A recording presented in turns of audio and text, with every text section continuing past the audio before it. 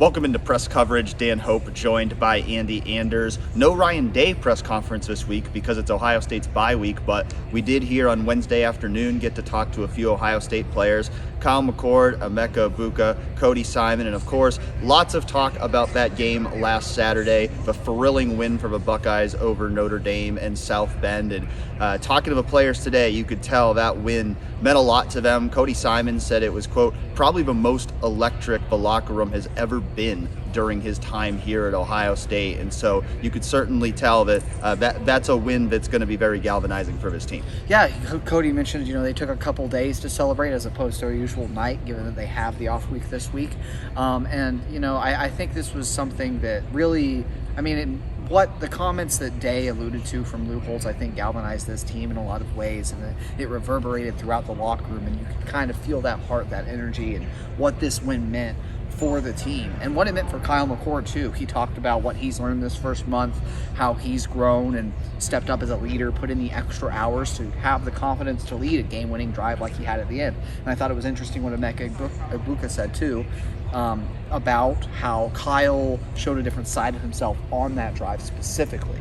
How Kyle, normally a very poised guy, normally just level-headed, cool under pressure, was fired up before that drive, ready to lead the offense down the field. And Emeka said it was the first time he saw that from him. That's kind of a theme of the week, right? Because what we saw from Ryan Day on Saturday, that was the first time we saw that kind of emotion from him. And so I think it just tells you how much this game meant to this team, how hungry this team was, especially we heard it referenced again today, the game against Georgia last year, about the way they lost that game. They were so hungry to change the narrative and to come out of South Bend with a big win.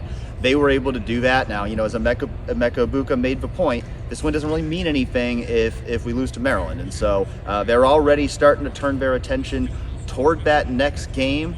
We saw Marvin Harrison Jr. out here on the field today catching passes from the Monarch. So I know that's a big question a lot of people have.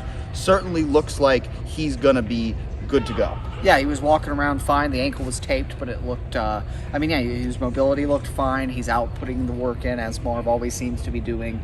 It was also a good sign, of course, that he came back into that game, the next drive, made some plays, and an even better sign that after the adrenaline has worn off from that night, he's still out getting work in and putting weight on that ankle. Yeah, and lots of positive talk about Marv today, talking about the impact that he makes, not only when he's catching the ball, but because of the way that he's being double covered, that opens things up. Emeka specifically mentioned the play that Xavier Johnson made late in the game, the 40-yard play that he had, that really the reason why that happened was because they were covering him, they were covering Marv, nobody covered Xavier. And so you could see with Marv, even when he's not making catches, he's opening things up for everybody else. We saw Emeka Egbuka step up. We saw Kate Stover step up. And I think everybody's coming out of this game, even though they only scored 17 points, I think they're coming out of that game with a lot of confidence because they saw Kyle McCord step up with the game on the line, and they saw other guys step up in a game where Notre Dame really made a concerted effort to take Marv out of the game. Right, and I think what also,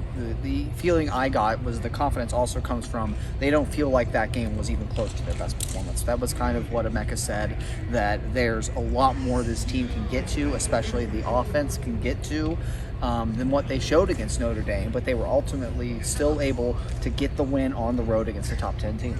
Well, thanks for joining us for another episode of Press Coverage. We'll be back next week, back to regular scheduled programming next week as Ryan Day and Jim Knowles will meet with the media on Tuesday ahead of Ohio State's 5th game of the season against Maryland next Saturday.